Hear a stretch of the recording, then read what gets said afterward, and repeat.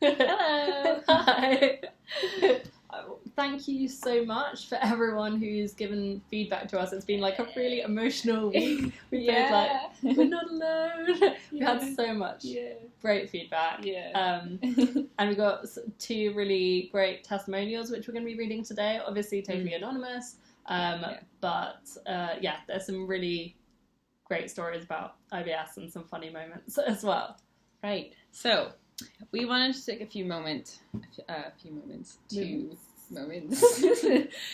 shit on doctors, in the sense Not of literally. IBS, in the sense of IBS, because they are great at doing other things and they save lives, so that's great for that. But for IBS, you guys are shit. You're so bad.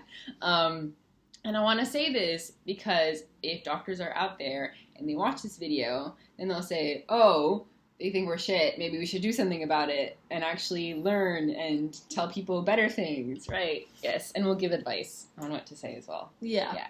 And we're not saying that all doctors are shit, we're just saying that there's a certain way of dealing with IBS when you go to the GP or your standard family doctor, which doesn't really work for the vast majority of people. I've actually not had some terrible experiences, but there's a lot which could be done. And doctors are so great at so many things, but this is just like a little blind spot which we really want to shine a big IBS spotlight on, like Batman. Yes. Of poo. I guess. Yeah. That's all good. I'll continue. We can cut. It's cool. Yeah, so basically I'll start with my experience of my doctor. So I went to see my family doctor, and I was like, yo, dude. And actually before I got IBS, because I got it 2.5 years ago, I had some constipation issues my whole life, but it was never anything bad. I could deal with it. It was fine. And when I went to see him, I was like, oh, I have constipation. He was like, eat more fiber. It's like, great, helpful. Take Metamucil. I don't know if you guys have. Do you have Metamucil? No, we don't. Oh, okay. It's like this, literally just like a capsule of fiber, and it makes you so bloated and constipated because it's like too much fiber, not enough water, whatever. Anyway, I don't know. Like a year later, I got the IBS and stuff, and I went to see him, and I was like, oh, I have all these issues, and then he's like, you have IBS, and I was like, you said that last year, and I was fine, you know. And he was just like, oh, you know, usually it's caused by stress, you know, so just try to relax, you know. Usually it's all in the head. And I was like, oh, okay. And I was like, because they're a doctor and they're like so formal, you have to just take what they say and be like, okay, they know, they're the experts. So I went home with that and I was like, okay, what? How do I do that? How do I just calm down? Like, do I have to look up breathing exercises, or like, do I have to start yoga or mindfulness, whatever, or Tai Chi? I don't know. That was so unhelpful.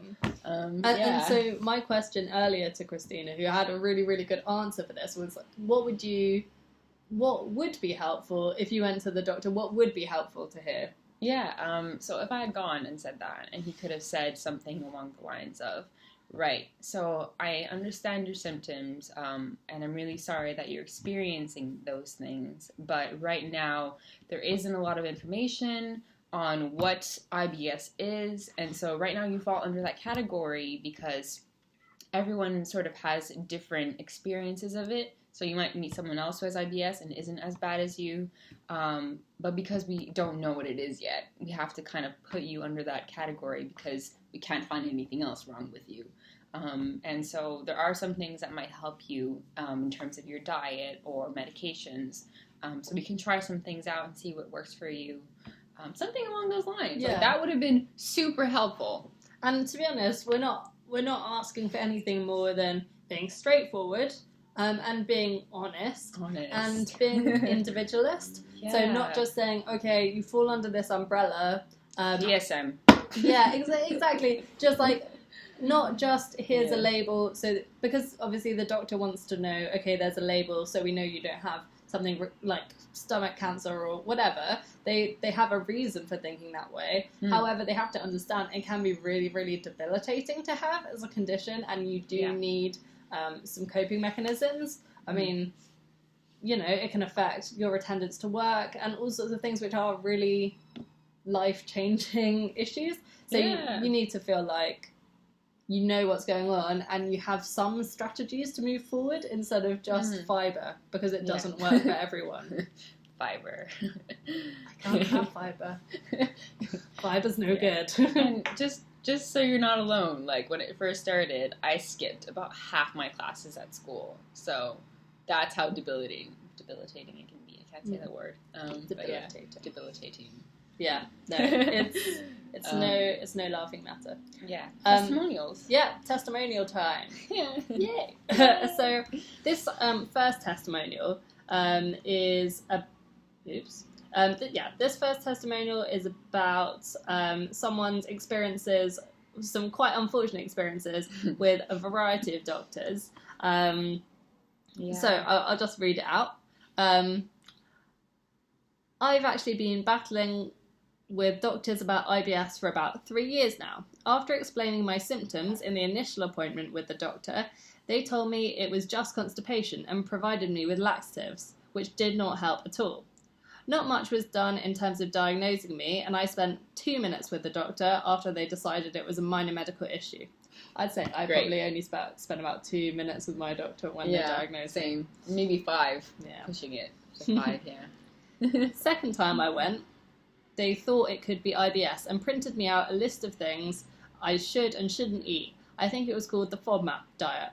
Again, it didn't help.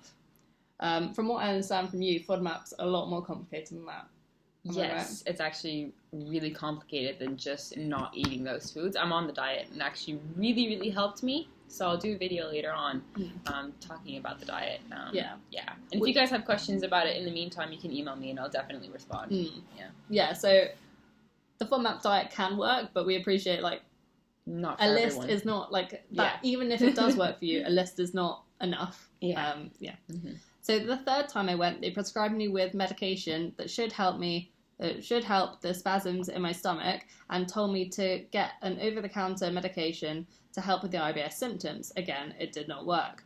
Now I was starting to get desperate. I was missing out on university a lot. It was also my final year, so I'd be at home feeling nauseous and ill.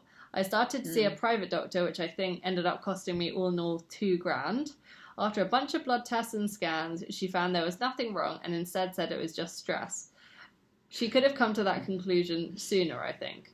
She prescribed me a form of antidepressants as she told me my mind was linked to my stomach. I started taking the antidepressants, but I soon came off them as I didn't think they were helping and I didn't believe that I needed to be taking them. We're going to be talking about medication and other things in a separate episode, so stay tuned for that. After loads more appointments, she told me there was no cure and I needed to find a way of dealing with my stress, like any smart businesswoman. Like any smart businesswoman, referred me to a gastropsychologist. I didn't even know these existed. I didn't know either. I didn't either. Maybe it's good that they do. Yeah. But I didn't go as I had so many appointments with the doctor and it all felt like such a waste of money. She was also a lecturer in gastronomy and told me nothing much was being done around the subject of IBS, and further studies were not being conducted in IBS either. So, yeah, not my best experiences. I'm still dealing with it, and I found overall that the doctors are just clueless about the topic. I guess this isn't their fault. It being such a common symptom now, I'd be really interested to know what the cause is. Is it stress? Is it our diet? Or is it something else? And, like, honestly, I think what we've talked about is that because so little is known, it's not fair for doctors to keep stringing you along and keep saying that they know when they honestly just say you don't know. Yeah, and explain why you don't know. And I mean, there is research being done, a lot of research being done, so it's silly of them to say that there's not. And our important take-home message is just you have to focus on you, not focusing on like the general like advice being like just handed out by doctors, because it's not one size fits all. We have totally different IBS. We have very totally different ways of dealing with it. And that's what. That's it. So, like she said, when I first started out, I saw within 1 year 16 different doctors. So 8 actual like MD doctors, medical doctors, and 8 like natural sort of doctors. So I even went to China and got Chinese medicine, and that didn't help. So I mean, the China was also a vacation, but just put it out there. Yeah, it was a fun. It was IBS like half IBS, half vacation, but yeah, it was fun. But yeah, don't do that. Like, I went to China and they made me drink the most disgusting, like, I have never had anything more disgusting in my life. Like, every morning it was like brown. It was like brown and thick. And tasted like brown. And no, it tasted, I can't even describe the taste because it was just so like disgusting. fish? It was so disgusting. It was like vomit. It was like, oh, please. Yeah. Wow. And it did nothing. And every time I tried to see someone new, I kept searching and searching and searching and getting disappointed and disappointed and disappointed. So it was more like I kept trying to cure myself instead of accepting it. So once I accepted it, I was like, okay, this is going to be my life now. But I can still on the side kind of search for a cure, but focus on my actual life and seeing my friends and having fun and focusing on like what you want to do in terms of work or studying or career. That actually really helped me because I was kind of secluding myself. I was isolating myself. I wasn't going out because I was in so much pain, and I kept searching for the cure because I was like, I need to focus only on that I neglected my friends, and like that really, really made me much worse than I could have been. So that's my advice, is to really try and find things that work for you. Sometimes food is really the issue, so really listen to your body in terms of what you're eating. A food diary can help. I didn't really do that. I kind of just like would eat things and really kind of see how it helped. I went on the low FODMAP diet. I actually tried the SCD diet before. That really didn't help at all. So if you're starting a diet and you notice after like a couple weeks or a month it's really not helping, don't stick to that diet just because it's a diet that says it's for IBS. Try something new. That's my advice to you. If it's not working, don't stick to it and think that it's the cure, it's eventually gonna help. Because if it's not helping after like a couple of weeks or a month, it's probably not gonna help you. No. I think everyone has to, I mean, the honest, brutal truth is there's currently not a one-size-fits-all cure for IBS because we don't even know what it is. Is it one thing? Is it lots of different things? So we can't have a cure. And that sucks. And while everyone should keep looking, keep helping that search. Testing out things. Testing out things. There's no point just sort of asking doctors. They're not keeping it a secret. They just probably genuinely don't know. And I wish that was more clear. But it's not, because you expect doctors to help you because they help you with everything else, right? Or most things anyway.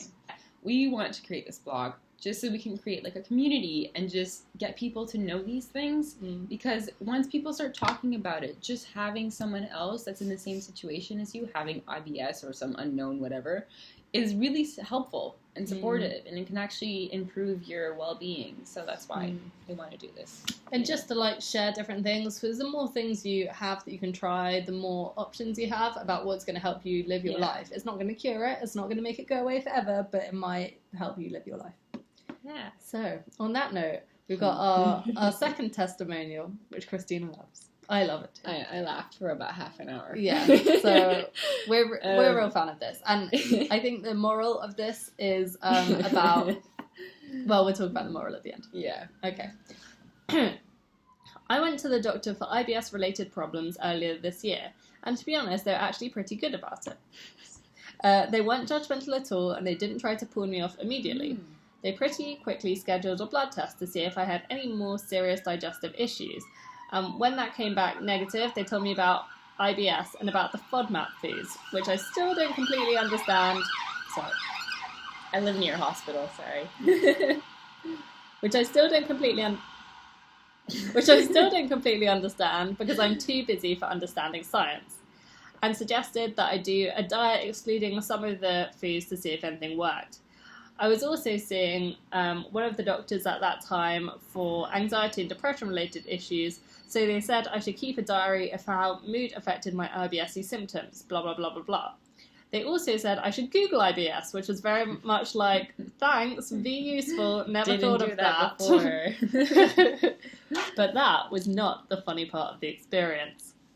It was funny because the first time I went to the doctor out about IBS, they were like, I'll check to see if you have any butt irritation from excessive pooping. Direct quote. And asked if I needed a nurse to chaperone. I was like, no, why would I want to increase the shame? So then I had to lie on a little GP bed on my side with my butt exposed, and then the GP shone a giant lamp at my butt and said the words, I'm just going to part the buttocks, and started poking my butthole. I then went home and told my flatmate about the experience, and she said that she too had had to expose her butt to a doctor once, but he had made her sort of lie on her knees like a child's pose in yoga, and spread her own butt cheeks while he lubed his fingers and stuck in to check for hemorrhoids. So now I feel less ashamed about my own experience. I literally died for half an hour. So, number one, thank you for that story, because it has enlightened all our lives and is great. And secondly, my favourite bit about that story is the fact that she goes home and she speaks to her flatmate, and her flatmate's like, oh my god, me too! And but her experience is even worse. But it's even worse. And so now I feel like that's really like the IBS journey. Just being like, oh no, I had this really embarrassing thing. No, I had this embarrassing thing. And then you feel a lot better and you're sharing it. And you feel just much better knowing, you know, it's not just you. It's everyone. And it can be funny at times. It doesn't have to be always serious and always like bleak hours spent in the bathroom. It can be pretty damn hilarious. Right, so next week we're going to be doing, what was it again? Our stories, I think. Yes. Yeah. We're going to be sharing our individual stories about our IBS journeys and our symptoms and a little bit about that. Yeah, so stay tuned and thanks for watching. Bye-bye. Bye.